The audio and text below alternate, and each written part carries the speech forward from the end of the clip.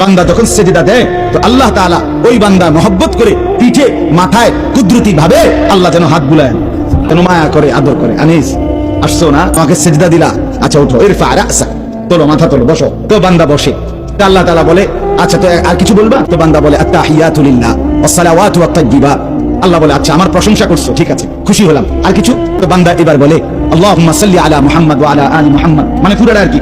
তো এবারে আল্লাহ বলে মাশাআল্লাহ, আমার বন্ধুর প্রতি দরুদ পড়লা, আমি তাতেও খুশি হলাম, আর কিছু বলবা? এবার বান্দা বলে রব্বুল আলামিন সেজদা দিয়ে আপনার কাছে আসলাম, আপনার প্রশংসা, আপনার বন্ধুর প্রশংসা করে আপনার খুশি অর্জন করলাম। এইবার আমার মূল চাওয়া আছে, আল্লাহুম্মা ইন্নী যালামতু নাফসি যুলমান কাসীরা, আমি না বড় বেশি নাফরমান মাওলা, আমার গুনাহ অনেক বেশি, আমার পাপ অনেক বেশি, আমি খুব বেশি গুনাহ করেছি, আর আপনি ছাড়া আমার মাফ করার কেউ নাই। এখন আপনার এত কাছাকাছি হয়ে আমি আল্লাহ আপনার কাছে মাফ চাই, ফাগফিরলি মাগফিরাতাম মিন ইনদিক, আপনি আমারে মাফ করে দেন।